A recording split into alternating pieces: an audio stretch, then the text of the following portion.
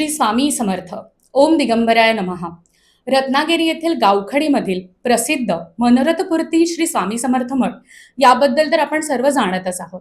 पण आज आपण फक्त भक्तीवर नाही तर मठाची संकल्पना, गुरुतत्व आणि आपल्या सर्वांच्या मनात असणारे काही गैरसमज याच्यावरती थेट चर्चा करणार आहोत.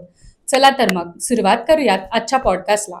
आपल्या सोबत आहेत गुरुदेव श्री दास दिगंबर स्वामी. गुरुदेव नमस्कार. श्री स्वामी समर्थ. श्री स्वामी समर्थ. गुरुदेव, रत्नागिरी गावखडी येथील म्हणजे आपल्या जन्मगावात मनोरथपूर्ती श्री स्वामी समर्थ मठ जो श्री स्वामीदेवांचा आपण स्थापन केला आहे, त्याबद्दल विचारायचं होतं की आपण मठ स्थापन करणार अशी काही संकल्पना केली होती का? श्री स्वामी समर्थ. सर्वप्रथम अत्यंत महत्त्वाची गोष्ट अगोदरच त्याचं स्पष्टीकरण करणं आवश्यक आहे. ते म्हणजे की या मठाची स्थापना मी केलेली नाही. अत्यंत महत्त्वाची गोष्ट आहे. हा जो मनोरथपूर्ती श्री स्वामी समर्थ मठ गावखडी हा परब्रह्म श्री स्वामी समर्थ देवांचा अत्यंत चैतन्यशील असा जो मठ आहे, त्या मठाची स्थापना प्रत्यक्ष स्वामींनी केलेली आहे. कारण माझ्या अंतरंगामध्ये मठ स्थापन करण्याची पुसटशी सुद्धा कल्पना कधीच उदयी पावली नाही. ह्यात आलं ना. कारण मठ वगैरे हा विषय माझ्या ठाई कधीच नव्हता. मठामध्ये जाऊन स्वामींचं दर्शन करणं एवढंच माहिती होतं आणि स्वामींची सेवा आपल्याकडून घडायला हवी. ह्यात आलं ना. त्यामुळे बाबा मठ स्थापन करण्याची संकल्पना माझ्या ठाई निर्माण झाली वगैरे असलं काही नाही. स्वामी स्वतःच येऊन बसले आणि त्यांनी ते जिथे बसले त्यालाच मठाचं स्वरूप दिलं. स्वतःच आपल्या भक्तांना तिथे आणलं. भक्त येऊ लागले, दर्शन करू लागले. स्वामी त्यांच्यावर कृपा करत गेले आणि आज अखिल विश्वामध्ये या मनोरथपूर्ती श्री स्वामी समर्थ मठ गावखडीचं एक भक्तगणांचं मनोरथ सिद्ध करणारे स्वामी आणि चैतन्यशील असा मठ म्हणून या मठाचं लौकिक आहे. ह्यात आलं ना. म्हणजे केवळ आपल्या भारत देशातीलच नव्हे तर विश्वातील वेगवेगळ्या कानाकोपऱ्यातून लोक आपल्याला संपर्क करत असतात. त्यांचे प्रश्न ते सांगत असतात. मग ते प्रापंचिक असो, व्यावसायिक असो, आध्यात्मिक असो. त्या अशा पद्धतीनं सगळे लोक त्या मठाशी जोडले गेले आहेत. मात्र या मठाची स्थापना आपण जर केली असं म्हणाल तर आपण ती काही केलेली नाही आणि तशी संकल्पना माझ्या ठाई कधीच उद्भवलेली नाही. त्या मठाची स्थापना स्वामींनीच केलेली आहे आणि स्वामीचं सगळं करत असतात. आपल्याला त्यांनी निमित्त बनवलं. हे माझ्याविषयी त्यांच्या ठाई असलेलं प्रेम आहे आणि त्यांच्याच कृपेने माझ्या मागील अनंत जन्मातील त्यांच्या चरणाशी असलेला माझा संबंध असू शकतो. मात्र यामध्ये माझं कोणत्याच प्रकारचं कर्तृत्व नाही. त्यामुळे हा मठ मी स्थापन केला का नाही बाबा, याची संकल्पना माझी आहे का नाही बाबा. संकल्पना ही स्वामींचीच आहे आणि मठाची स्थापना देखील स्वामींनीच केलेली आहे आणि तेच भक्तांवर कृपा करतात आणि भक्तगण त्यांच्या दर्शनाला येत राहतात. श्री स्वामी समर्थ. श्री स्वामी समर्थ. गुरुदेव, मग आपल्या या गावखडी मठाच्या व्यतिरिक्त अजून कुठल्या मठाशी आपला संबंध आहे का? मग भावनिक दृष्ट्या विचार केला तर या विश्वामध्ये जिथे जिथे स्वामींचे मठ आहेत, जिथे जिथे स्वामींचे मठ आहेत, त्या प्रत्येक मठाशी आमचा संबंध आहे बाबा. कारण जिथे स्वामी आहेत तिथे आमचं शिर झुकणारच. कळलं ना. आमचं मस्तक झुकणारच. आणि त्यामुळे कसं होतं की जिथे स्वामी आहेत तिथे आमचं भावनिक नातं आहे. कळलं ना. त्यामुळे स्वामींच्या प्रत्येक मठाशी आमचा भावनिक संबंध आहे. मात्र त्या मठांचं व्यवस्थापन, त्यातले व्यवहार यांच्याशी आमचा काडी मात्रही संबंध नाही. मात्र भावनिक नातं आहे कारण स्वामी आहेत. पण एखाद्या व्यक्तीने जर असं म्हटलं, अरे हा मठ आमचा आहे, हा माझा आहे, मी स्थापन केलाय, लक्षात आलं ना, मग तिथून आम्ही कमीत कमी 100 हात तरी लांब राहतो. कारण कसं आहे की हे जे परब्रह्म आहे श्री स्वामी समर्थ, हेच विविध रूप धारण करून या विश्वामध्ये वावरत असतं.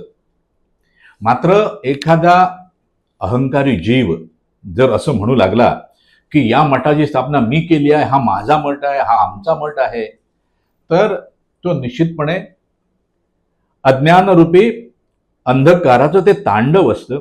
आणि अशा अज्ञानरूपी अंधकाराच्या तांडवापासून आम्ही कमीत कमी 100 हात तरी लांब उभे राहतो. स्वामी आम्हाला उभं करतात.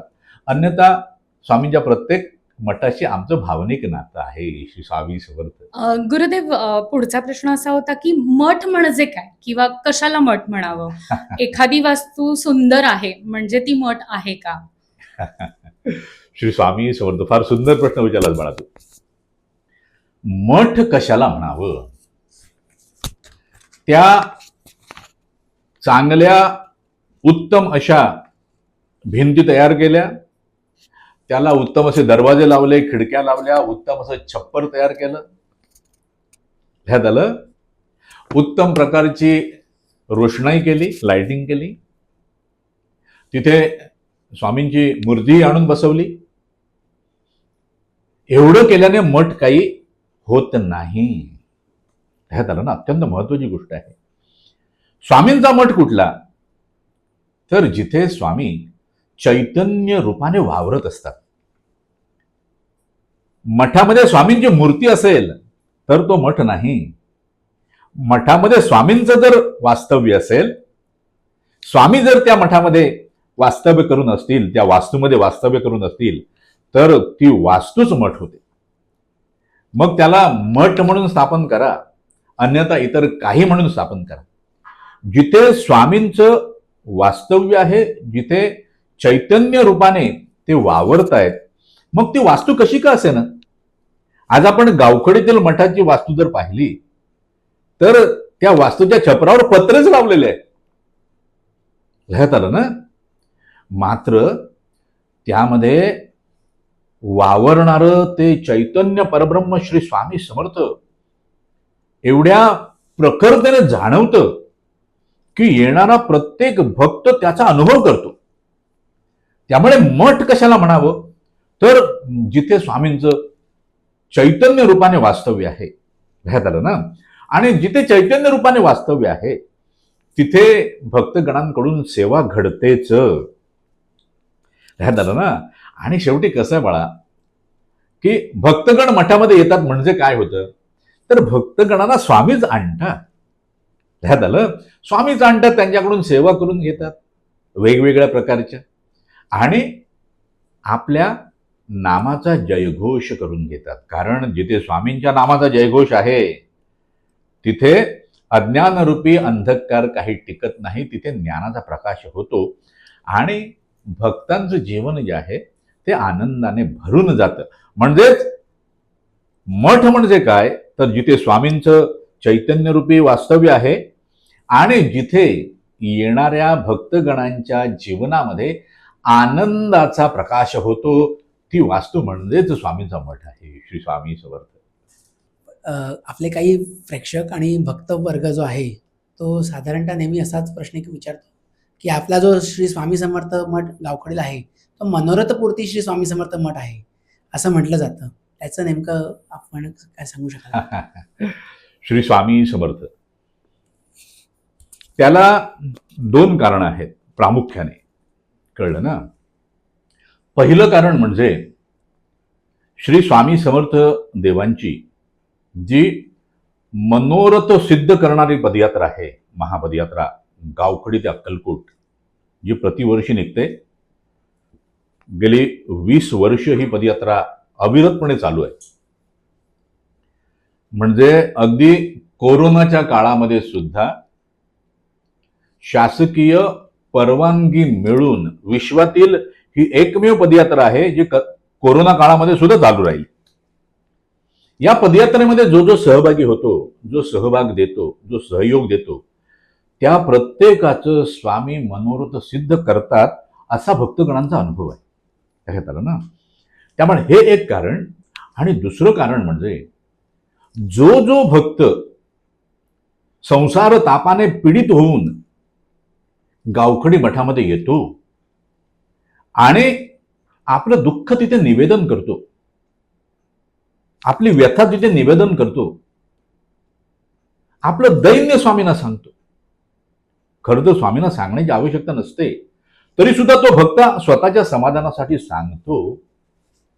त्या प्रत्येक भक्तावर त्याचा भाव पाहून स्वामी निश्चितपणे कृपा करतात आणि त्याच्या जीवनातील, त्याच्या संसारातील ते दुःख, ते दैन्य, त्याच्या व्यथा स्वामी निश्चितपणे दूर करतात. आणि हा अनुभव प्रत्येक भक्तगण करत असल्यामुळे या मनोरथपूर्ती श्री स्वामी समर्थ मठ गावखडी हे नामाभिधान जे आहे ते भक्तगणाने दिलेलं आहे.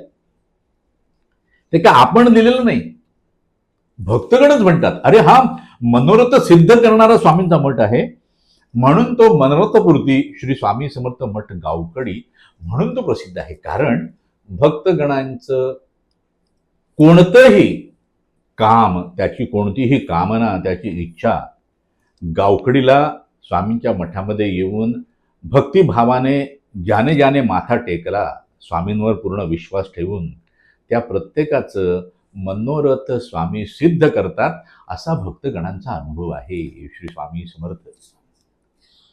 गुरुदेव, मग सर्व धर्मातील लोकांना मठामध्ये प्रवेश दिला जावा का? श्री स्वामी समर्थ. हा अत्यंत महत्वाचा असा प्रश्न आहे.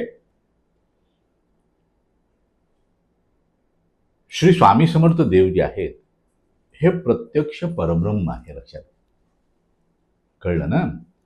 आणि परब्रह्म जे आहे ते सर्वव्यापी आहे. अनंत कोटी ब्रह्मांडाला व्यापून ते उरलं आहे. त्यानेच ही अनंत कोटी ब्रह्मांड निर्माण केलेली आहे. आपण या भूलोकाचा जर विचार केला, जिथे आपण सगळे वास्तव्य करून आहोत पृथ्वीवर, यामध्ये जे सजीव निर्जीव आहेत ते त्यांच्याच सामर्थ्याने निर्माण झालेले आहे. ह्या सजीव निर्जीवांची निर्मिती त्यानेच केलेली आहे. बरोबर? मग आचरण कोण कुठल्या धर्माचं करतोय? शेवटी कसं आहे, जेवढे धर्म आहेत ना, ओरिजिनल मूळचे जे धर्म आहेत ते सगळेच्या सगळे त्या अज्ञात शक्तीच्या दिशेने जाण्याचंच मार्गदर्शन करतात. फक्त त्यांची उपासनेची पद्धत वेगळी असते. कळलं ना? पण मार्ग एकच आहे, जायचं एका ठिकाणी आहे. आणि ते जायचं कुठे आहे तर त्या परब्रह्माकडे, श्री स्वामी समर्थांच्या चरणाकडे. त्यामुळे स्वामींच्या ठाई कोणत्याच प्रकारचा भेदभाव नाही, ते अभेद आहे. कळलं का? तो जीव कोणत्याही धर्माचं आचरण करत असे ना, कोणत्याही प्रकारची उपासना करत असे ना, स्वामी त्याच्यावर निश्चितपणे कृपा करतात. आणि गावखडी मठाचं जर आपण विचाराल तर गावखडी मठामध्ये येणाऱ्या विविध धर्माच्या लोकांची संख्या मोठी आहे. गावखडी मठामध्ये खास करून इथे मी उल्लेख करेन जैन धर्मीयांचा. जैन धर्मीय फार मोठ्या प्रमाणात गावखडी मठाशी संबंधित आहेत. लक्षात आलं ना? मुस्लिम धर्मातील लोक सुद्धा येतात आणि तिथे भगिनी वर्ग पण येतो आणि ते स्वामींच्या आरती सुद्धा ओवाळतात. गावखडी मठामध्ये कोणत्याच प्रकाराने, म्हणजे धर्म, जात, वर्ण, पंथ या कुठल्याच प्रकारचा गावखडी मठामध्ये भेदाभेद केला जात नाही. जो जो भक्त येईल तो स्वामी भक्त आहे एवढाच विचार केला जातो आणि त्याचं आनंदाने स्वागत केलं जातं. अरे ये बाबा, तू आलास म्हणजे तुला स्वामीने आणलंय ना, मग मी तुझी जात का विचारायची बाबा, मी तुझा वर्ण का विचारायचा, मी तुझा धर्म का विचारायचा, मला कारणच नाही विचारण्याचं. त्यामुळे गावखडी मठामध्ये जो जो येतो त्याच्याकडे तो एक स्वामींचा भक्त आहे याच दृष्टिकोनातून पाहिलं जातं. एरवी कुठलाच दृष्टिकोन भक्ताच्या बाबतीत काही केला जात नाही. त्यामुळे कुठलाही मठ असला स्वामींचा, तिथे सर्व धर्मीयांना मोकळा आणि आनंदाने प्रवेश दिला गेला पाहिजे, हे आमचं ठाम मत आहे. श्री स्वामी. गुरुदेव, आत्ताच्या ह्या उत्तरामध्ये आपण म्हणालात की आपल्या भगिनी वर्गाला आपल्या मठामध्ये प्रवेश आहे किंवा कुठल्याही प्रकारचं सवळं हा नाही आहे विषय. पण मग बाया अंगात येणं ह्याच्याबद्दल आपलं मत ऐकायला आवडेल किंवा त्याची श्रद्धा अंधश्रद्धा ह्याच्याबद्दल ऐकायला आवडेल. कारण की जेव्हा आरत्या सुरू होतात, महाआरत्या किंवा आरत्या किंवा एखाद्या प्रकारचं मंत्रघोष चालू होतो, तर मध्येच अंगात येणं हा प्रकार सर्रास दिसतो. तर ही श्रद्धा आहे की अंधश्रद्धा, आणि आपलं मत काय त्याच्याबद्दल? एक अत्यंत महत्वाची गोष्ट, भगिनी वर्गाचा आपण उल्लेख केलात आणि बाया अंगात येणं असं म्हणालात. पण बाया अंगात येणं हे केवळ भगिनी वर्गाच्या बाबतीतच घडत नाही, बंधू वर्गाच्या बाबतीत पण घडतं. ते नुसतं भगिनी वर्गापुरतं मर्यादित नाही. लक्षात आलं? गावखडी मठामध्ये या अशा कुठल्याच गोष्टीला खत पाणी घातलं जात नाही. आणि बाया अंगात येणं याविषयी जर माझं स्वामींच्या कृपेने आपण मत विचाराल तर ही अंधश्रद्धा आहे, असं स्वामींच्या कृपेने आमचं ठाम मत आहे. आणि यासाठी तुम्हाला एक उदाहरण म्हणून सांगतो. 60-65 वर्षापूर्वीची गोष्ट असेल, म्हणजे माझं बालपण होतं. त्यावेळेला गावखडीमध्ये आहे ना, बाया अंगात येणं आणि त्या बायांची भजनं असायची, आणि मग रस्त्याने ते भजन चालायचं आणि रस्त्यावर त्या बाया अंगात यायच्या आणि नाचायच्या. आणि आपल्या समुद्र किनारी म्हणजे खाडीच्या किनारी जाऊन त्यांचं विसर्जन, तो काय पद्धत होती ती, मला काय नक्की माहित नाही ती काय.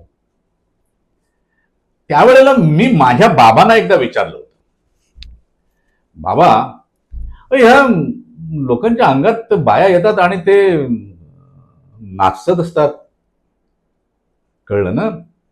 त्याला वाढणं वाढत असतात, म्हणजे गोल गोल फिरून जे त्याला वाढणं म्हणत होतं. पण मग माझ्या अंगात का नाही येत? कळलं ना? मी लहान असताना बाबांना विचारलं, मग माझ्या अंगात का नाही येत बाया? तर बाबा हसले आणि म्हणाले, अरे तुझ्या अंगात नाही येणार त्या. तर का नाही येणार? अरे तसं नसतं, तू काय त्याच्यात पडू नकोस. हा श्रद्धा आणि अंधश्रद्धा यामध्ये जी एक पुसटची रेषा आहे ना, त्याचा विषय आहे. तू याच्यात काय पडू नकोस, असं मला बाबांनी म्हटलं होतं. पण एकदा काय झालं ते सांगतो. एकदा काय झालं की मला वाटतं मी 4वी-5वीला होत असेल, मला आठवत नाही नक्की. आणि एका गावामध्ये कोणाकडे तरी आमच्या ते बायांचं कार्यक्रम होता, आणि मग ते भजन असायचं, मृदंग टाळ वगैरे वाजत, आणि त्या बायांची गाणी असायची. आणि ते वाजलं की त्या बाया अंगात आलेल्या नाचायच्या. मग पुरुष असायचे, स्त्रिया पण असायच्या. आणि मी माझ्या एका मित्राच्या घराजवळ होतो आणि एकटाच होतो मी, मला अजूनही आठवतं. आणि तेवढ्यात काय झालं, एक माणूस तिथे होता आणि ते भजन वाजायला लागल्याबरोबर हा गोल गोल फिरायला लागला आणि नाचायला लागला. तिथे भजन दुसरीकडेच होतं. ऐकल्याबरोबर हा जोर जोरात, मला भीती वाटली, मी असं बाजूला उभा राहिलो, मी घाबरलो खरा. कारण तो असा काय नाचत होता ना की भयानक बाया कुठल्या तरी अंगात आल्या असतील. आणि झालं काय, त्याला माहित नव्हतं, लक्षात आलं नाही बाजूलाच विहीर आहे. लक्षात आलं ना, तर जोर जोरात नाचतो आणि मी बघतो आपला घाबरून त्याच्याकडे. आणि झालं असं की तो नाचता नाचता विहिरीत पडला. विहिरीत पडल्याबरोबर मी धावत गेलो, कारण बाया विहिरीत पडल्या. माझ्यासाठी काय होतं तेव्हा, बाया विहिरीत पडल्या. मी धावत गेलो, बघतो तर तो वरती बघतोय, असा उभा आहे चांगला आणि वरती बघतोय. आणि जसा मला त्याने बघितलं, मी बघतोय, त्यावर पुन्हा गोल गोल फिरायला लागला. लक्षात आलं ना? म्हणजे हे जे आहे ना, हे मी माझ्या बालपणीच पाहिलेलं आहे, कळलं ना? त्यामुळे बाया अंगात येणं वगैरे जो प्रकार आहे ना, हा पूर्णतः अंधश्रद्धेचा भाग आहे. आज गावखडीमध्ये कुठे मला फारसं पाहायला मिळत नाही, कळलं ना? आणि हे अंगात येणं विषय आहे ना प्रामुख्याने. प्रामुख्याने काय होतं, जे लोक ज्यांना त्यांच्या कुटुंबामध्ये फारसं महत्व मिळत नाही ना,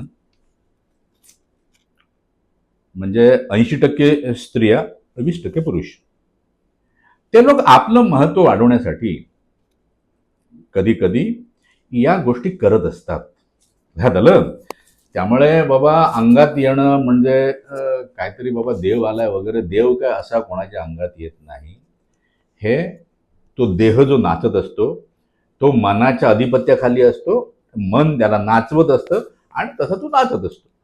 त्यामुळे बाया अंगात येणं वगैरे हे पूर्णतः अंधश्रद्धा आहे, असं आमचं ठाम मत आहे श्री स्वामीश्वर. गुरुदेव, पुढचा प्रश्न असा होता की श्री स्वामी समर्थ देव हे कोणाचेही बायोलॉजिकल गुरु होऊ शकतात का किंवा असू शकतात का? बायोलॉजिकल म्हणजे नक्की काय बायोलॉजिकल म्हणजे? बायोलॉजिकल म्हणजे विज्ञानात सांगितल्याप्रमाणे किंवा जे आपण आपल्याला जे ज्ञात आहे ते म्हणजे आई वडिलांकडनं एखाद्या जीवाला मिळालेला जन्म म्हणजे बायोलॉजिकल. म्हणजे मातेच्या उदरातून ज्याचा जन्म झाला जन्म झाला आहे आहे, असं. आई वडिलांकडून ज्यांना देह प्राप्त झाला आहे, तो बायोलॉजिकल. आता हे ते अत्यंत महत्वाची गोष्ट काय आहे की परब्रह्म श्री स्वामी समर्थ जे आहेत ते अयोनिज आहेत. ह्यात आलं. त्यांचा जो देह आहे तो मातेच्या उदरातून त्यांचा जन्म झालेला नसल्याने ते योनिज नाहीत, ते अयोनिज आहेत. म्हणजे ते प्रगट झालेले आहे. लक्षात आलं.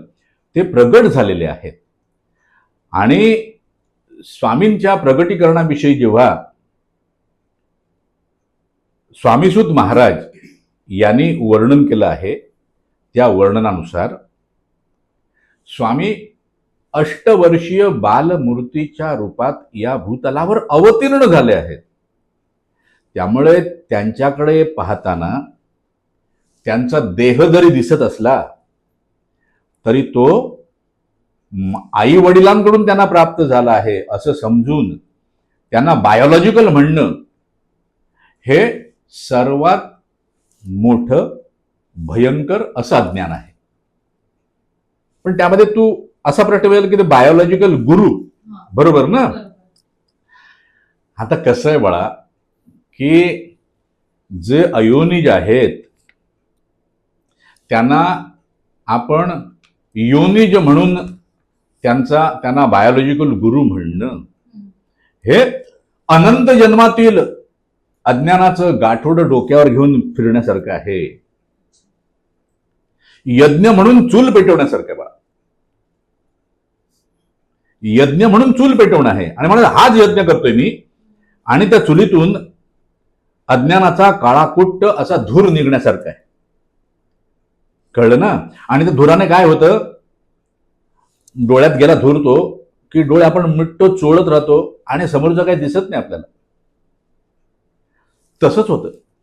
चैतन्याला जर पाहायचं असेल, जाणून घ्यायचं असेल, त्याची अनुभूती करायची असेल तर अत्यंत महत्वाची गोष्ट काय आहे तर ते ज्ञानेंद्रिय, कर्मेंद्रिय आणि अंतःकरण या कुठल्याच गोष्टीचं ते काही काम नाही. ध्यानात आलं ना? या सगळ्याच्या परे झाल्याशिवाय त्यांच्या स्वरूपाची ओळखच होत नाही बाळा. कळलं ना? त्यामुळे डोळ्याने मला दिसत जरी असले तरी मला देह दिसतोय आणि म्हणून मी म्हणतो हा बायोलॉजिकल आहे. कारण मला एवढंच माहिती आहे की देह जो आहे तो बायोलॉजिकल असतो, आई वडिलांकडून मिळालेला असतो. हे माझं एक जनरल नॉलेज असतं किंवा विज्ञान मला जे सांगतं ते आहे. पण विज्ञान जे आहे ते अत्यंत संक्षिप्त आहे, मर्यादित स्वरूपाचं. कळलं ना? आणि परब्रह्माविषयीचं जे ज्ञान आहे ते खऱ्या अर्थानं जिथे प्रकृतीची सीमा संपते, म्हणजेच विज्ञानाची सीमा जिथे संपते तिथून खऱ्या अर्थानं त्या ज्ञानाचा उदय होतो. तोपर्यंत आपण जे जे पाहतोय ते आपण जसे रात्रीचे काळोखामध्ये वावरत असतो, धडपडत असतो, समोर असलेला माणूस पण कधी कधी आपल्याला दिसत नाही आणि आपण म्हणतो इथे कोणच नाही.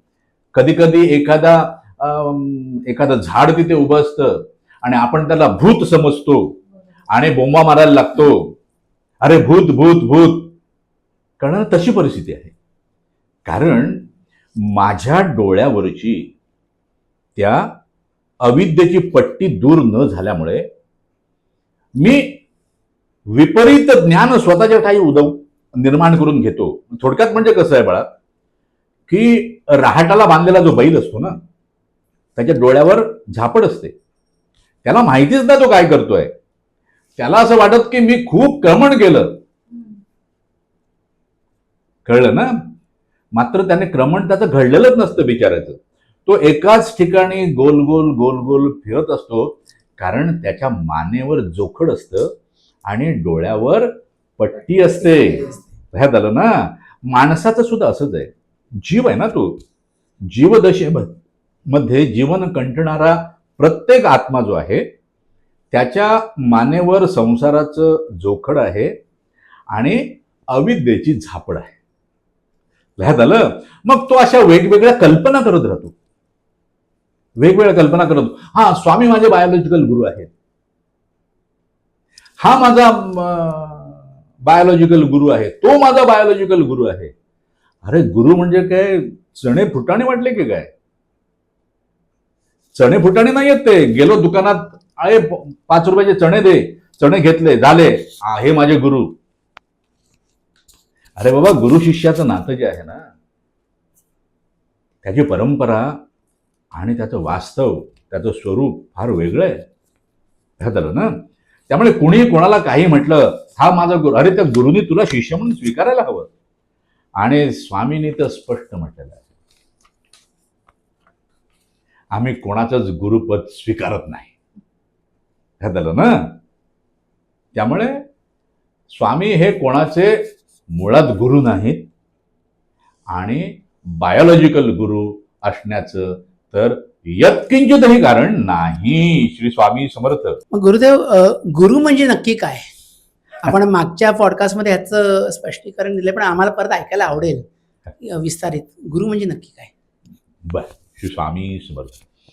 मागच्या पॉडकास्टमध्ये गुरु म्हणजे काय हा प्रश्न विचारला होता आणि त्याच्यावर स्वामींच्या कृपेने स्पष्टीकरण किंवा जे जे शक्य होतं ते सांगितलंय. कारण काय आहे, गुरु म्हणजे देह नव्हे, हे अत्यंत महत्वाची गोष्ट आहे.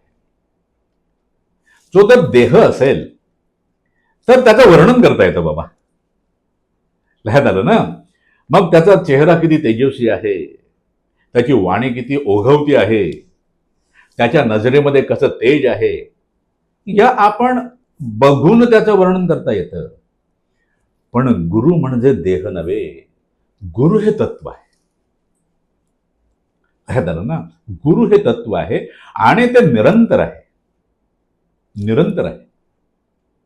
तेव्हा आता या जन्मात हा गुरु, पुढच्या जन्मात वेगळा असं नसतं, कारण ते खंडित होत नाही. गुरुतत्व जे आहे ते अखंड आहे.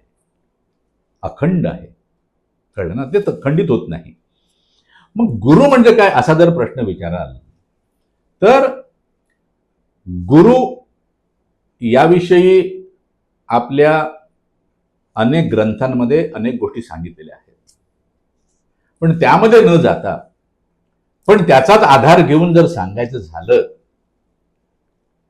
कारण काय आहे आपल्याला एक सांगतो, लोक स्वतःचं म्हणून जे बाजारात लावतात ना प्रदर्शन, त्यातलं कोणाचंच स्वतःचं काही नसतं. माझंही नाही, समजून घ्या. मी उसनवारीवर जगत असतो. ही वैचारिक उसनवारी आहे. पण जो उसनवारी करतो ना, तो सांगतो मी उसनं घेतलंय. तसं मी सांगतो आपल्याला की त्याच आधाराने बोलतोय. जो चोरी करतो तो कधी सांगत नाही की मी हे चोरलंय. कुठल्या चोराने आजपर्यंत सांगितलंय का पोलीस स्टेशनला जाऊन मी होय चोरी केली आहे? नाही. पण उसनवार केलेली असते ना, तो सांगतो होय बा मी उसनं घेतलंय, मला ते परत करायचंय. चोर कधीच म्हणत नाही की मी चोरी केलंय, आता मला नेऊन त्याला परत द्यायचंय, हे माझं आहे असं तू सांगतो नेहमी. लक्षात ठेवा. कळलं ना? ही उसनवारी असते.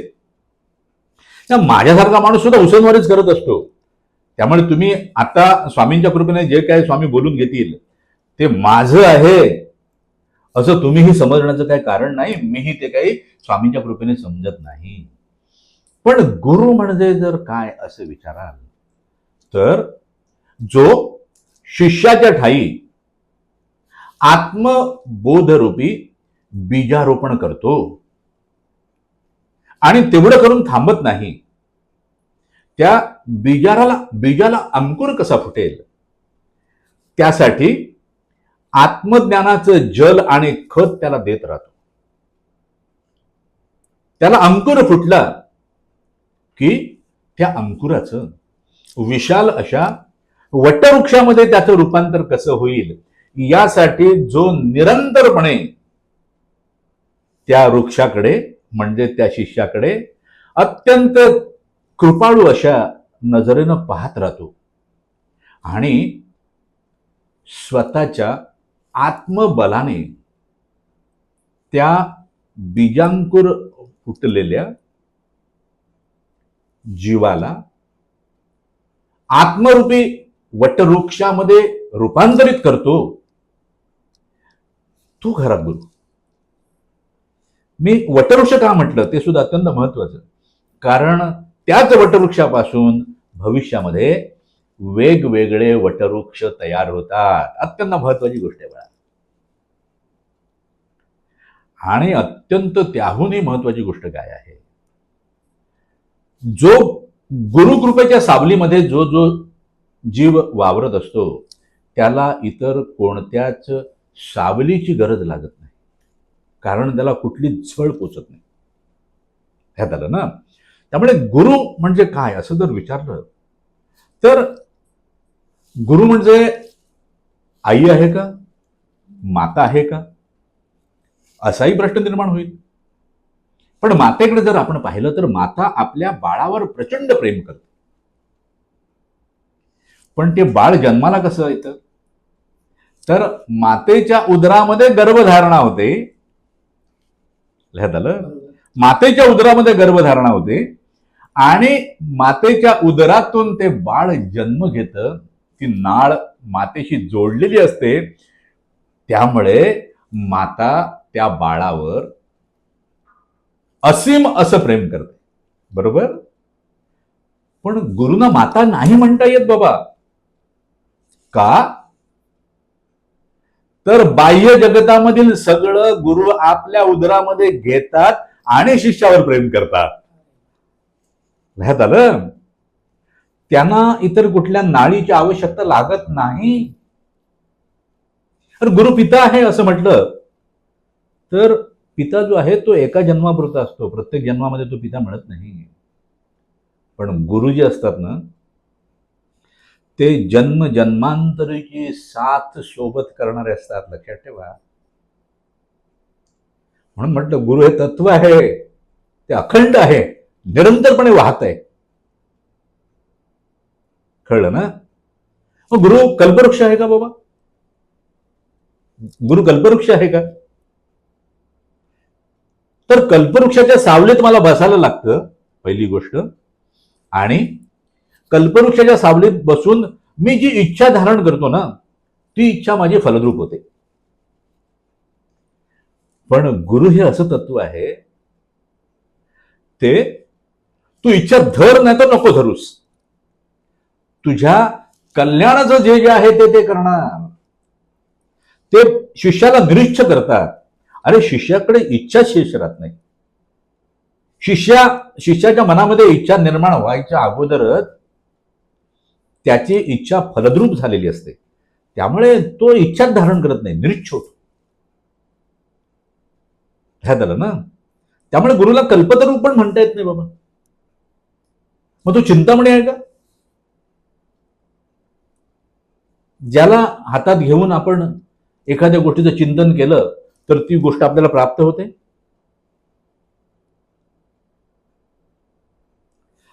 तर गुरु चिंतामणी पण नाही रे बाबा. कारण इथे चिंतन करून इच्छा धारण करायला लागते. गुरु अशा गोष्टीचं चिंतन करायला शिष्याला शिकवतात की ज्याचं चिंतन घडलं की जन्म मरणाचे फेरेच चुकतात. जिथे जन्म मरणच मरण पावतं ते चरण म्हणजे गुरुचे चरण. ध्यात आलं ना. अनेक म्हणतात, अरे मग गुरु म्हणजे माझं कुलदैवत आहे का? अरे नाही बाबा, कारण ते एका कुळापुरतं मर्यादितच नाही. कारण अनंत जन्मामध्ये तुला जे जे जन्म प्राप्त झाले वेगवेगळ्या कुळामध्ये, त्या प्रत्येक जन्मामध्ये तुझी ते सोबत करत आहेत. त्यामुळे ते कोणत्याच कुळापुरते मर्यादित नाही.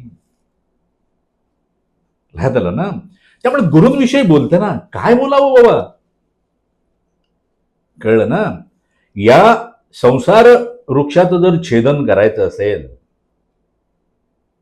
आणि त्या परमात्म तत्वाची प्राप्ती करायची असेल तर इतर कोणतीही जरी साधनं केली आणि गुरुभक्ती नाही घडली तर फार फार तर जीवाकडून त्या संसार वृक्षाचा पाला पाचोळाच दूर करता येतो, त्याचं छेदन काही घडत नाही. म्हणून गुरु हे जे रसायन आहे ना, त्या रसायन म्हणणं सुद्धा चुकीचं आहे. कारण रसायनाला फॉर्म्युला असतो, याला फॉर्म्युला नाही. हे निरंतरपणे वाहणारं असं तत्वज्ञान आहे, तत्व आहे. ज्ञानही म्हणता येणार नाही, कारण ज्ञानाच्याही पलीकडे आहे. ते तत्व आहे. गुरु हे तत्व आहे आणि ते निरंतरपणे वाहत आहे, अखंडपणे, ज्याचा कधीच खंड होत नाही. ना. त्यामुळे ज्यांना ज्यांना गुरुचरण सापडले त्यांच्यासारखा धनवान या ब्रह्मांडामध्ये नाही. केवळ या भूलोकाचा विषय नाही, ब्रह्मांडामध्ये नाही. लक्षात ना. त्यामुळे गुरु काय आहे बाबा, तर बोलणं खंडित खंडित होऊन अखंडपणे जे चालू राहतं ते गुरूंचं वर्णन आहे. एका काय म्हणतात सिटिंगमध्ये किंवा एका अध्यायामध्ये सांगून उरण्यासारखं ते काही नाही.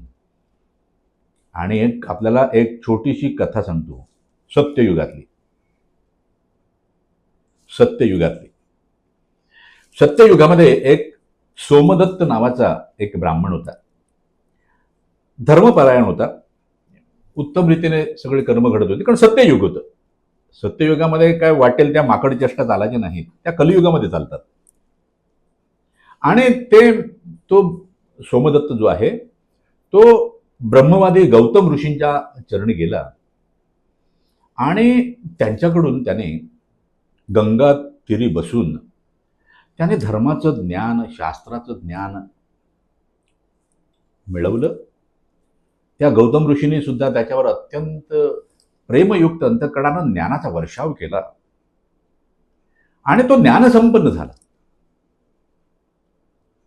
आणि एक दिवस काय झालं की तो जो सोमदत्त होता तो शिवाची आराधना करत होता.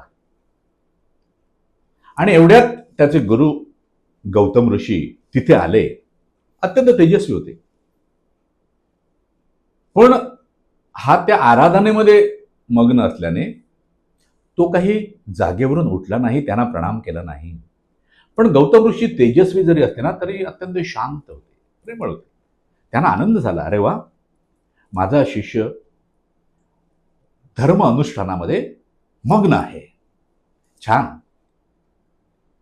मात्र ज्याने गुरुचं महत्व सांगितलं ते कोण, तर ते भगवान शिव. त्यांना काही ते रुचलं नाही. गुरु आल्यानंतर इतर सगळ्या गोष्टी सोडायच्या आणि गुरुचरण धरायचं. म्हणून शिवाने त्याला शाप दिला की पुढचा जन्म तुला राक्षस योनीत प्राप्त होईल. ह्यात आलं. आणि ते ऐकल्यानंतर तो भानावर आला आणि गुरुना शरण गेला. मला क्षमा करा, मी आपल्याकडूनच सर्व ज्ञान प्राप्त केलंय, तरी आपणच मला वाचवा. त्यामुळे काही बाळा, काही काळजी करू नकोस. आणि त्यांनी त्याच्यातून कसं बाहेर पडायचं हा मार्ग सांगितला आणि म्हणा तू काळजी करू नकोस, तुझं कल्याण होईल. सांगण्याचं तात्पर्य काय की गुरूंचं महत्व एवढं आहे की तिथे भगवान शिव सुद्धा गुरूंचा झालेला अपमान किंवा अवमान सहन करत नाहीत. एवढं ते महत्व आहे. श्री स्वामी समर्थ. गुरुदेव, मग आपल्यासारखे गुरुवर्य आम्हाला लाभावेत, आमच्यासारख्या सर्व स्वामी भक्तांना त्यांचं स्थान प्राप्त व्हावं आयुष्यात, तर आम्ही कोणती प्रार्थना करावी? श्री स्वामी समर्थ. खरं काय आहे बाळा की आज विश्वामध्ये आपण जर पाहिलं तर गुरु दृष्टीस पडत नाहीत. सगळे शिक्षक दिसतात. कळलं ना? ते सगळं प्रपंचाविषयी शिक्षण देत असतात. आयुष्य कसं जगायचं, आयुष्यात हे कसं करायचं, आयुष्यात ते कसं करायचं, आयुष्यात ते कसं करायचं. हे झालं ना. गुरु ते आहेत जे आपल्या शिष्याचा प्रपंच उत्तम करून त्याला परमार्थ घडवतात. हे झालं. हा परमार्थ घडवतात आणि त्यासाठी या अनंत कोटी ब्रह्मांडामध्ये जर कोणाचे चरण धरायचे असतील आणि कोणाची कृपा प्राप्त करून घ्यायची असेल जेणेकरून आपल्याला आत्मज्ञानी गुरु सापडतील तर ते म्हणजे श्री स्वामी समर्थ चरण. स्वामी चरणच धरावे. ह्यात आलं ना. त्यांचंच नाम घ्यावं. कारण या कलियुगामध्ये त्यांच्या चरणासारखं आणि त्यांच्या नामासारखं दुसरं कुठलंच साधन सामर्थ्यशाली नाही. ह्यात आलं. त्यांचे चरण सापडले आणि त्यांचं नाम निरंतरपणे आपल्या मुखामध्ये आणि हृदयामध्ये बसलं तर निश्चितपणे आपल्याला ज्यांना गुरु म्हणता येईल असे गुरु सापडतील आणि आपल्या जीवनाचं सार्थक होईल. श्री स्वामी समर्थ. श्री स्वामी समर्थ. श्री स्वामी समर्थ. गुरुदेव, मग स्वामी देवांच्या चरणी वर्ण व्यवस्था, जाती व्यवस्था यांना काही स्थान आहे का? श्री स्वामी समर्थ. हा प्रश्न जो आहे ना याला म्हणतात ना की त्याला अनेक छटा आहेत. आज आपण एकच छटा बोलूया, नंतर कधीतरी हा प्रश्न परत उपस्थित करा, आपण त्याच्यावर विस्तृतपणे चर्चा करू. स्वामी महाराजांनी मी म्हटलं तसं त्यांच्या ठाई काय धर्मभेद वर्णभेद काहीच नाही. हे झालं ना. त्याने कधीच कोणाला अरे तुझा वर्ण कोणता रे, तू ब्राह्मण आहेस, क्षत्रिय आहेस, वैश्य आहेस, शूद्र आहेस असं कधीच विचारलं नाही. किंवा अरे काय रे तुझी जात कोणती, कधीच विचारलं नाही. जो जो भक्त म्हणून आला त्या प्रत्येकावर स्वामींनी पूर्ण कृपादृष्टी केली. ह्यात आलं ना. त्यामुळे स्वामी चरणाचे वर्ण व्यवस्थेला काही महत्व आहे का? यत्किंचित नाही. यत्किंचित नाही. स्वामी चरणी जातपात काही मानली जाते का? यत्किंचित नाही. ह्यात आलं ना. कारण मुळात वर्णव्यवस्था जी आहे ती जन्मावर अवलंबून नाहीच. भगवंतांनी अगदी स्पष्टपणे सांगितलंय गुण कर्म विभागशः. गुण आणि कर्माच्या विभागानुसार वर्णव्यवस्था आहे. जन्माने कुणीच ब्राह्मण नाही, जन्माने कुणी क्षत्रिय नाही, जन्माने कुणी वैश्यही नाही आणि जन्माने कुणी शूद्रही नाही. गुण आणि कर्म यानुसार ही वर्णव्यवस्था आहे. थोडक्यात आपण जर एखाद्या शासकीय कार्यालयाचा विचार केला तर त्या शासकीय कार्यालयामध्ये एखादा तरुण जर तिथे कारकून लिपिक म्हणून जर त्याला कामावर ठेवलं किंवा त्याला काम मिळालं, जॉब मिळाला तर त्याच्याकडे जर गुण आणि त्याचं कर्म उत्तम असेल, तो ज्ञानयुक्त झाला, तर तो लिपिकाचा अधिकारी होतो. कशामुळे? गुण आणि कर्म. जो अधिकारी आहे तो व्यवस्थापकी होतो. कळलं ना? म्हणजे मॅनेजर होतो. मॅनेजर तर जनरल मॅनेजर पण होतो. एखाद्या ऑर्गनायझेशनमध्ये डायरेक्टर पण होतो. म्हणजे लिपिक आहे त्याने कायमस्वरूपी लिपिक राहायचं असं कुठेच नाही. कारण हे जे आहे ते कर्माशी संबंधित आहे. व्यवस्था कशासाठी आहे? तर व्यवहार उत्तम रीतीने घडावेत म्हणून. म्हणून मग कार्यालयामध्ये एक लिपिक लागतो, एक शिपाई लागतो. म्हणजे एक म्हणजे शिपाई लागतात, लिपिक लागतात, अधिकारी लागतात, व्यवस्थापक लागतात, वरिष्ठ व्यवस्थापक लागतात. कळलं ना? तशीच आहे ही. मग तो शिपाई म्हणून काम करणारा जो जीव आहे त्याने कार्यालयात यायचं नाही का? त्याने बाहेर बसायचं का? मग काम कसं चालणार? फक्त वरिष्ठ व्यवस्थापक आहे त्यानेच आतमध्ये बसायचं, बाकी सगळे रस्त्यावर बसायचं, असं जर म्हटलं तर काम कसं चालणार? तसंच आहे. स्वामी चरणी कुठल्याच वर्णव्यवस्थेला यत्किंचितही थारा नाही. स्वामींकडे कुठल्याच जातीपाती नाही, कोणताच थारा नाही. स्वामींकडे सगळं सम आहे. स्वामी सगळ्याच भक्तांकडे समदृष्टीने पाहतात आणि त्यांच्यावर त्यांचा भाव पाहून त्यांच्यावर कृपा करतात. स्वामी त्यांचं संचितही पाहत नाहीत, स्वामी त्यांचं प्रारब्धही पाहत नाहीत. कारण स्वामी चरणी जो जो येतो त्याचं प्रारब्ध बदलतं. लक्षात आलं ना? जे वाईट प्रारब्ध असतं ते चांगल्यामध्ये परावर्तित होतं. कारण हा स्वामी चरणांच्या सामर्थ्याचा विषय.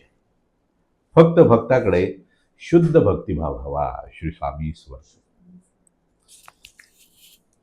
पण असे अनेक भक्त आहेत गुरुदेव, जे ज्यांना स्वामी भक्तीमध्ये अनुभव येतात. पण काही भक्त असेही आहेत जे विचारतात की आम्हाला स्वामी भक्तीत भक्ती केल्याने किंवा त्यांची साधना केल्याने काही अनुभव येत नाहीत, त्यांना अनेक काळ थांबावं लागतं. अशा भक्तांनी काय नेमकी साधना करावी? श्री स्वामी समर्थ. ह्याच्यात काय आहे माहिती आहे का?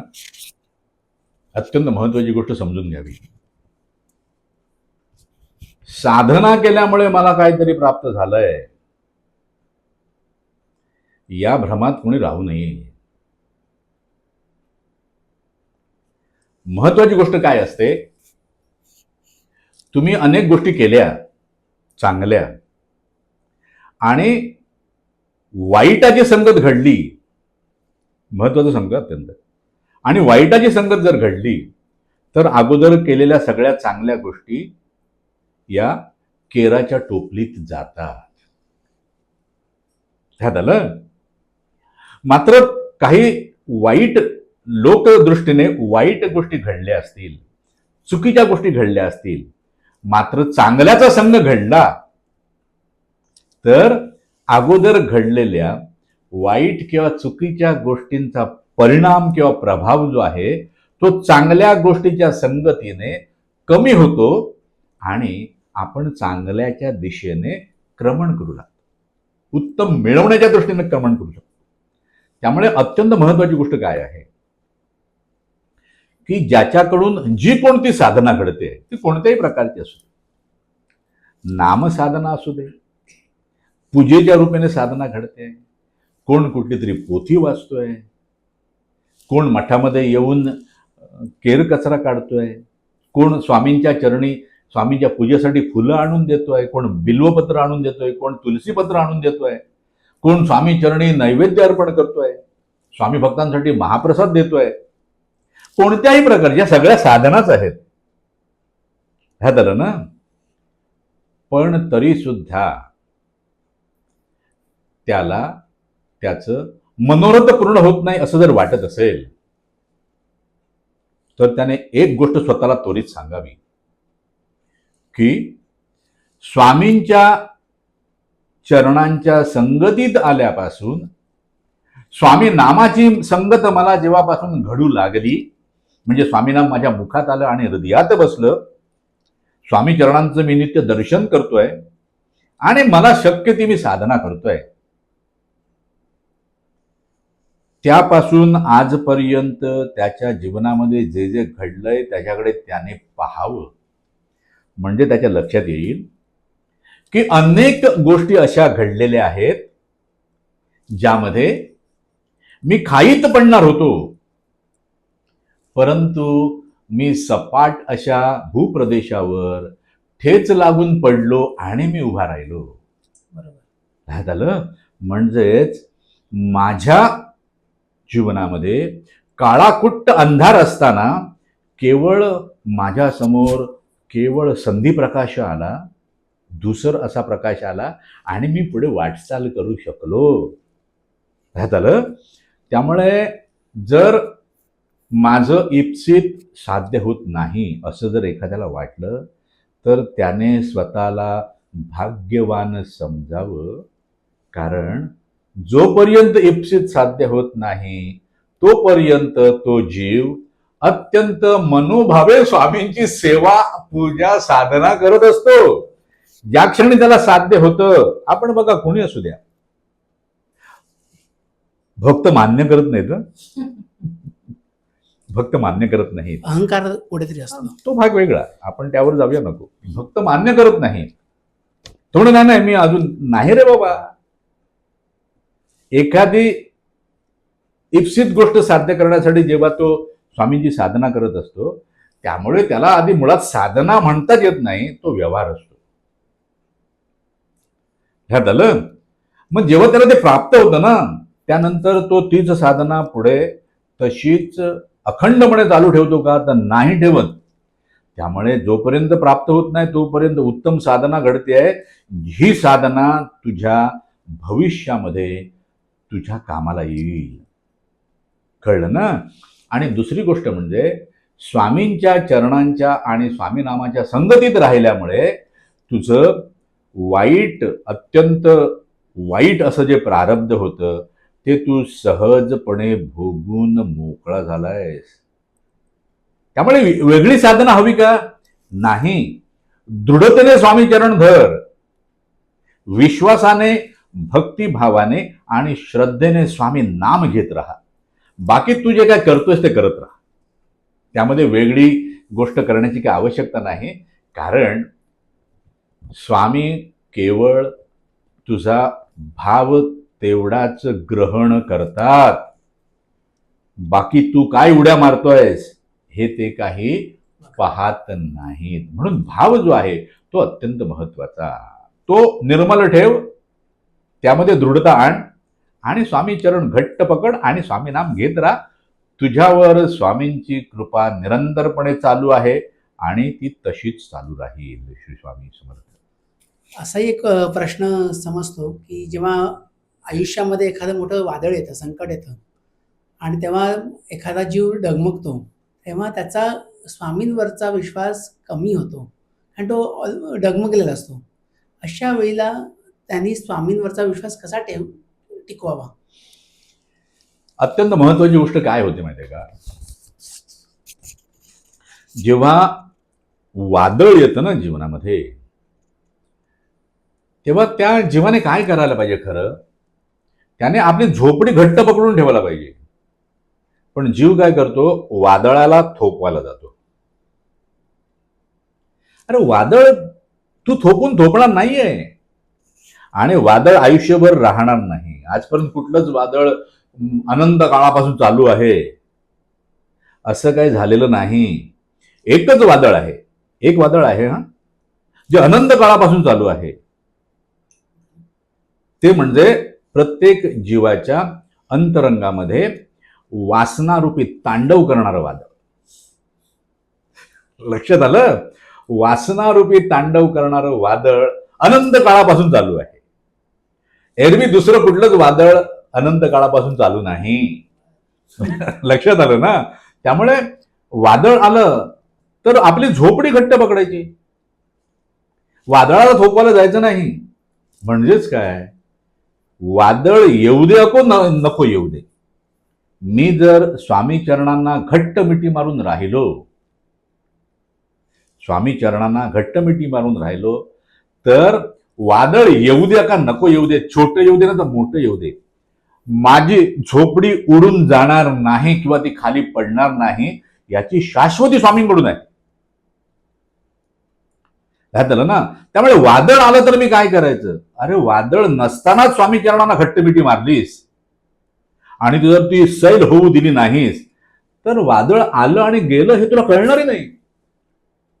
इतर बोंबा मारत फिरतील, तू निवांत आहेस, कारण तुला ठाऊकच नाही वादळ आलंय. तुझ्यासाठी ते वादळ सुद्धा नेहमीचा वाऱ्याची एक झुळूक असते ना, तसाच अनुभव आहे. म्हणून महत्वाचं काय आहे की स्वामींची भक्ती जी आहे ती अखंडपणे व्हायला पाहिजे. स्वामीनाम अखंडपणे घ्या बाबा, स्वामी चरणांना अखंडपणे मिठी मारून राहा. अखंडपणे मिठी मारून राहा म्हणजे आपलं अंतःकरण जे आहे, चित्त जे आहे, ते निरंतरपणे स्वामी चरणावर राहू दे ना बाबा. त्या चित्ताला स्वामी नामाचाच रंग कायम राहू दे ना. आपण काय करतो? शिमगा आला की तो संकासूर कसा नाचतो, सोंग येतात, आपण सोंग घेतो, संकासूर होतो. कळलं ना? होळी पेटवतो, होळीचा गुलाल उडवतो. होळीचा गुलाल किती दिवस राहणार बाबा? 2 दिवस. उरलेले 365 दिवसापैकी 363 दिवस आहेत ना, त्यावेळेला गुलाल नाहीये बाबा. आपल्याला होळी साजरी करायची सवय आहे, आपल्याला शिमग्यामधली सोंग घ्यायची सवय आहे.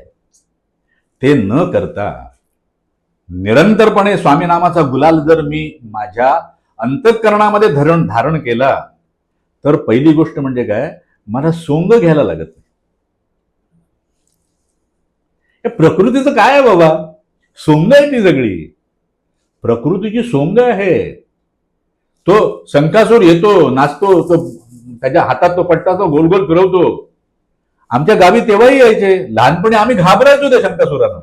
अरे बापरे, आई सांगायची मला, हे आता मस्ती करून तो शंकासूर आलाय, तू पकडेल आणि घेऊन जाईल तुला. अरे नाही मी नाही मस्ती करणार, तू सांगू नकोस त्याला. मी शंकासुराला का घाबरायचो? कारण त्याचं स्वरूप मला माहित नव्हतं. आता मी घाबरत नाही, कारण स्वामींच्या कृपेने मला ठाऊक आहे हे सोंग आहे, हे सोंग आहे. प्रकृतीची सोंगच असतात, लक्षात घ्या. वेगवेगळी सोंग धारण करते ती आणि आपल्याला घाबरवते. ह्यात आलं. त्यामुळे आपलं वादळामध्ये आपली दमछाक होते. खरं सांगायचं तर ते वादळ नसतंच. मी स्वामी चरणापासून दूर गेल्यामुळे त्या प्रकृतीचा जो शिमग्याचा खेळ चालू आहे, त्या खेळात मी जातो आणि ती वेगवेगळी सोंग घेत बघतो आणि मी पण त्यांच्याबरोबर नाचायला लागतो. लक्षात आलं? त्यामुळे मला वादळ आहे, नाही तर वादळ नाहीच आहे.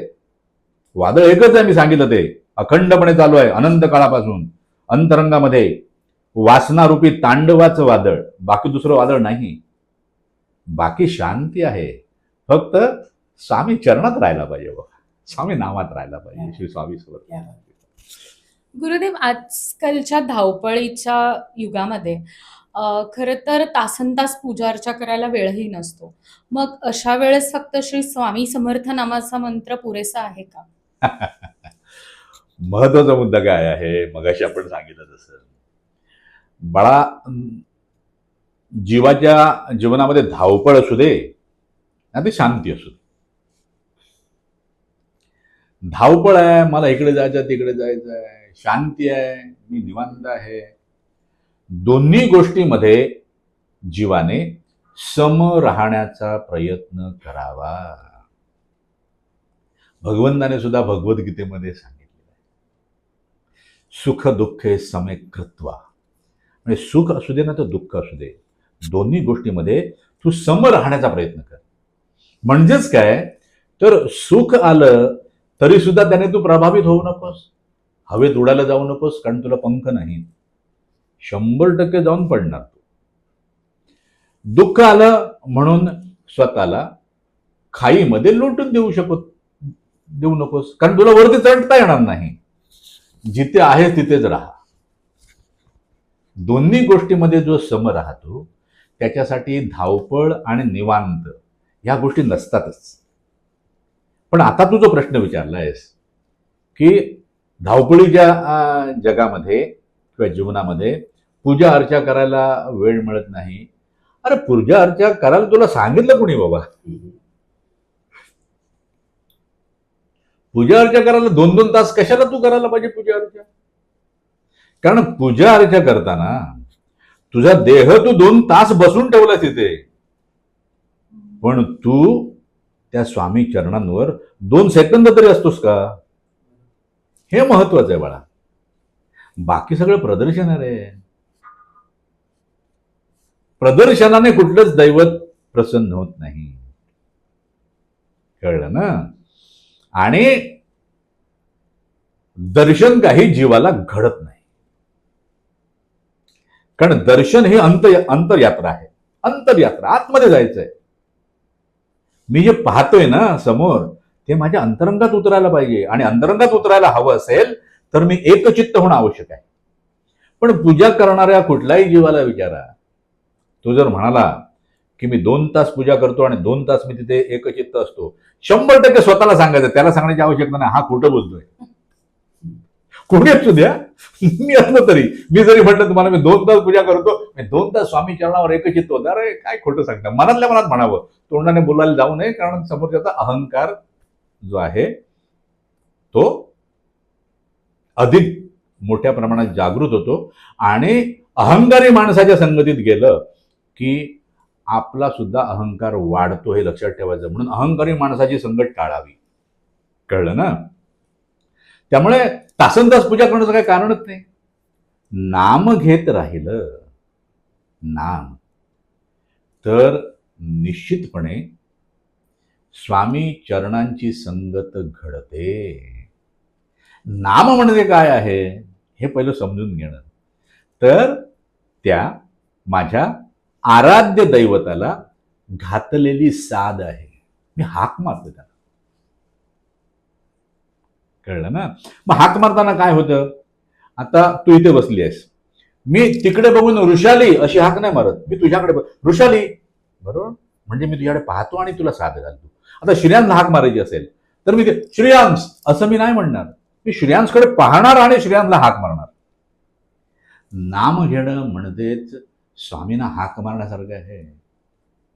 आणि ज्याच्याकडून नाम घेतलं जातं, मी आता सांगितलं तसं, स्वामींच्या कृपेने सांगितलं तसं, तर त्याला इतर कुठल्याच साधनेची आवश्यकता नाही.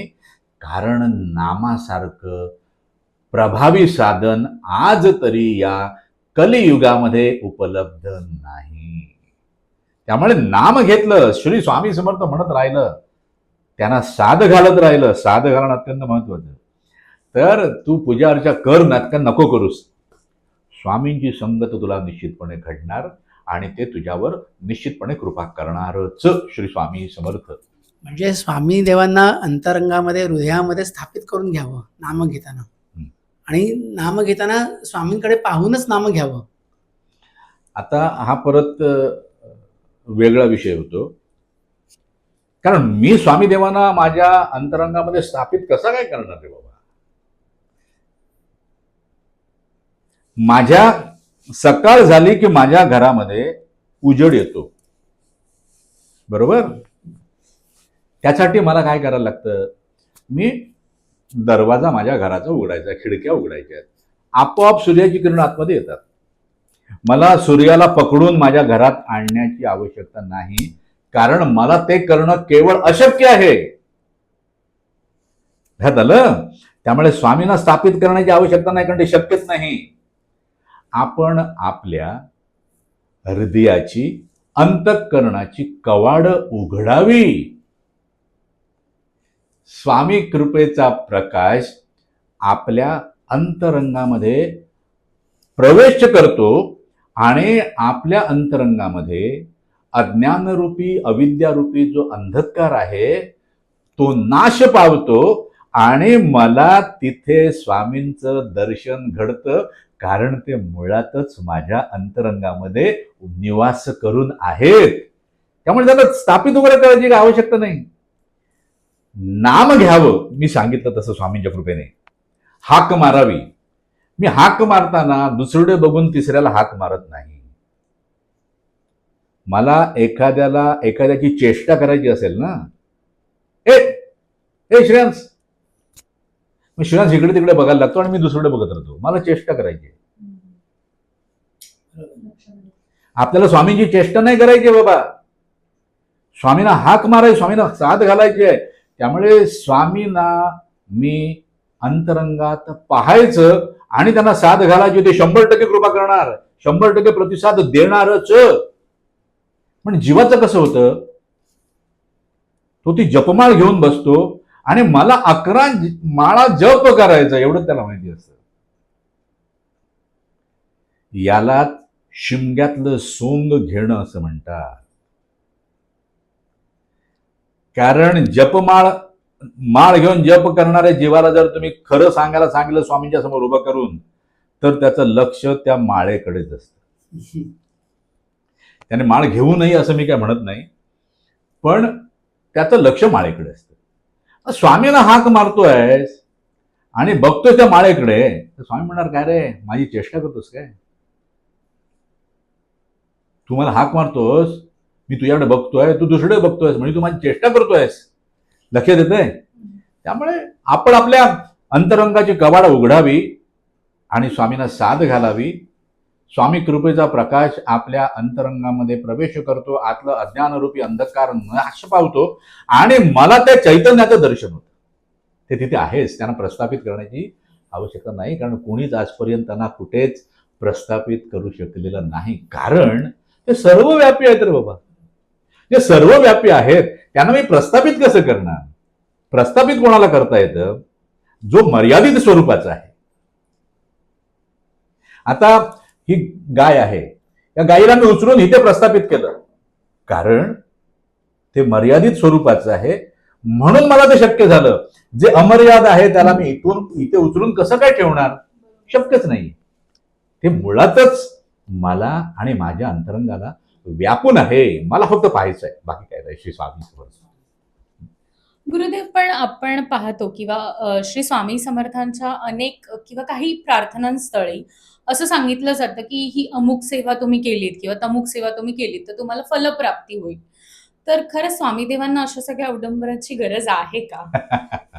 श्री स्वामी समर्थ. खरं तर या प्रश्नाचं उत्तर मगाशी आपण दिलेलं आहे की काय आहे बाळा. बघा, जीव जो आहे ना, जीव त्याला फसायला आवडतं. त्याला फसायला आवडतं. त्याला स्वरूपाविषयी सांगायला गेलं तर कोण ऐकणार नाही.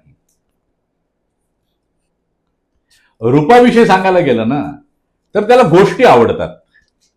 गोष्टी नसतील तर त्या रूपाबद्दल पण तो ऐकत नाही. कळलं ना? पण त्याला जर घाबरवलं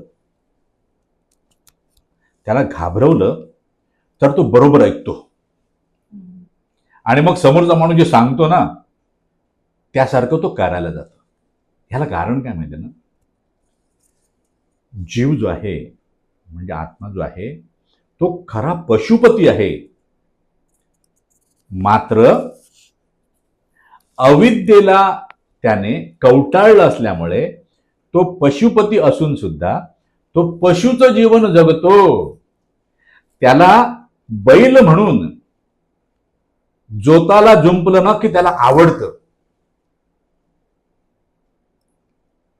त्याला जोताला जुंपायचं, शेत नांगरून घ्यायचं.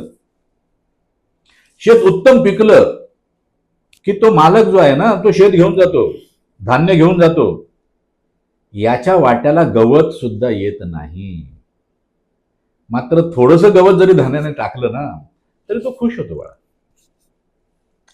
आज भक्ती मार्गावर आहे ना, भक्ती मार्गावर असंख्य दुकानं लागलेली आहेत, बाजारपेठ झाली आहे आणि वेगवेगळ्या प्रकारचा माल विकायला ठेवलेला आहे. त्यामुळे भक्ती मार्गावर क्रमण करणारा जो जडजीव आहे, जो अज्ञानी आहे, अविद्येने बाधित आहे, त्याचं काय होतं की तो समोर बघून चालत नाही, तो इथे तिथे बघून चालत असतो. मग त्याला वेगवेगळी दुकानं दिसतात. मग दुकानात गेलं की काय होतं, की त्याच्याकडे जो माल आहे तोच कसा सर्वोत्तम आहे हे तो दुकानदार सांगतो. हे घेतलंच तरच हे होईल, हे घेतलं तर नाही, याच्यासारखं दुसरं काहीच नाही, हे सर्वोत्तम आहे. हे तो जीव, त्याला काय माहिती बिचाराला. तो खर्च करतो आणि ते विकत घेतो. एवढं सोपं आहे ते. ह्यात आलं. म्हणजे मला जर केदारनाथाची यात्रा करायची आहे, डोंगर चढायचा आहे, बरोबर, डोंगर चढायचा आहे, म्हणजे काय, की माझ्या पायामध्ये चांगल्या प्रकारची ताबदान असायला पाहिजे. चप्पल किंवा बूट जे काय असेल ते असायला पाहिजे. पण मी दुकानात कुठल्या गेलो, कपड्याच्या, त्याने काय केलं, हे बघा, हा कपडा आहे ना, हा उत्तम आहे, या कपड्यामध्ये तुम्ही फार सुंदर दिसाल, हेच कपडे घ्या. म्हणजे तिकडे सगळ्यांमध्ये तुम्ही उठून दिसाल, कारण तिथे फार गर्दी असेल. या जीवाला माहित नाहीये तिथे जाऊन काय करायचंय, तिथे काय परिस्थिती आहे. तो काय करतो, चांगले बूट घेण्याच्या ऐवजी चांगले कपडे घेऊन जातो. पायाची पण वाट, थंडीने पण कुडकुडतो आणि जे प्राप्त करायचं आहे त्याच्यापासून कोसो दूर राहतो. म्हणून जीवाने काय करायचंय बाबा, माझ्या हिताचं काय आहे हे मला पहिलं कळायला हवं.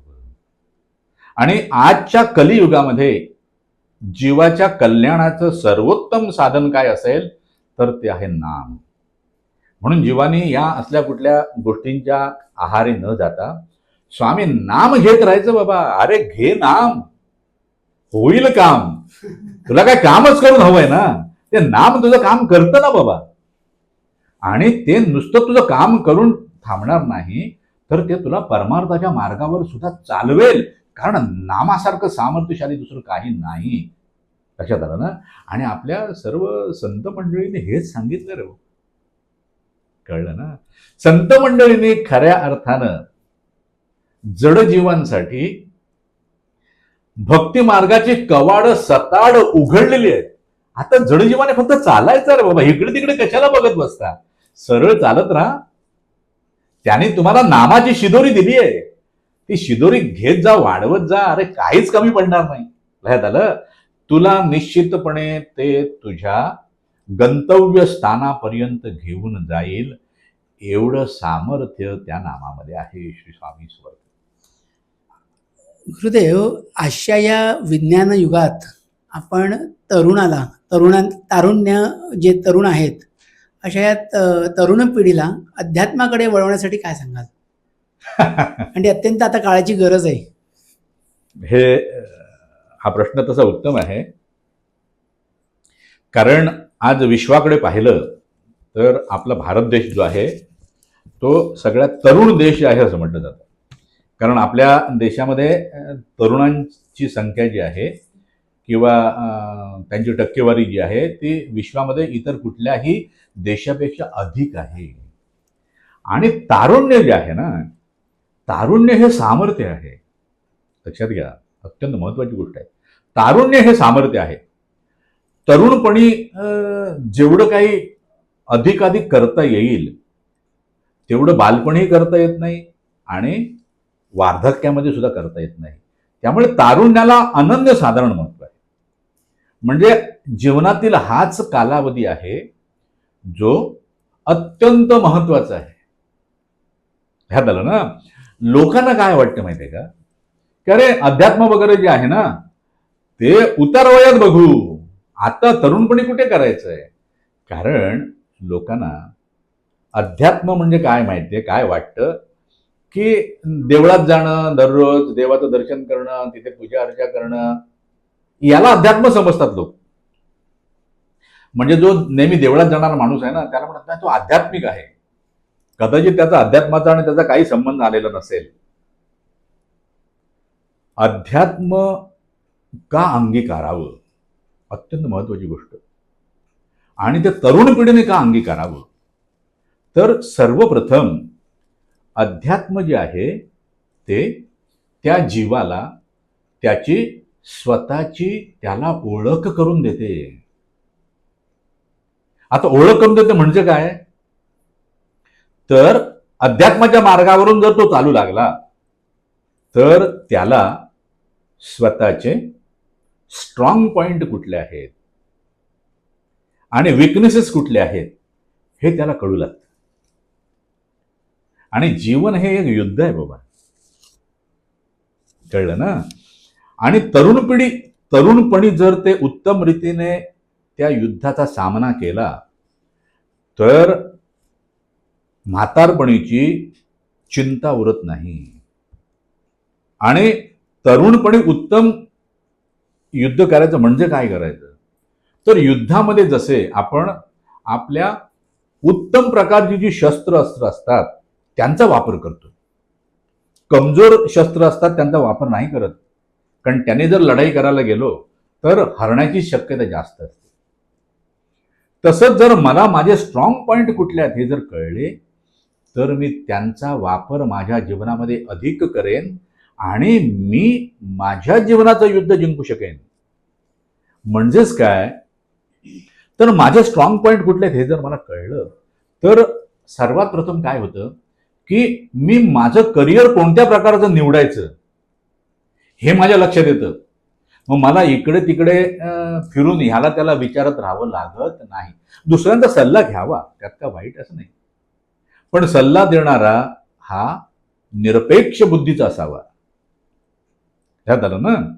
त्यामुळे मी करिअर कुठलं निवडायचं हे अत्यंत महत्वाचं आहे. कारण नाहीतर काय होतं, ज्याची डॉक्टर बनण्याची क्षमता आहे तो जर बँकेमध्ये लिपिक झाला तर ते लिपिकाचं कामही खराब होतं आणि एक डॉक्टर वाया जातो. ह्यात आलं ना? म्हणून करिअर निवडताना अत्यंत महत्वाची गोष्ट कोणती घडते तर ती अध्यात्माने घडते. आणि अध्यात्म म्हणजे देव करत राहणं नाही. अध्यात्म म्हणजे स्वतःच स्वतःला स्वतःची करून दिलेली ओळख आहे.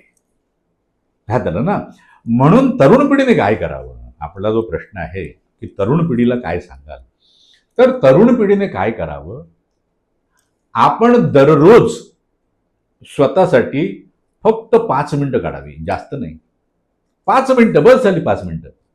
आणि त्या 5 मिनिटामध्ये त्याने कोणत्याही ठिकाणी शांत बसावं, डोळे बंद करावे, श्वासाकडे पाहावं, श्वासाचं निरीक्षण करावं, त्याचं नियंत्रण करू नये. श्वासाचं निरीक्षण करावं आणि त्या श्वासामधून आपण आपल्या अंतरंगामध्ये उतरण्याचा प्रामाणिक प्रयत्न करावा. त्या 5 मिनिटांमध्ये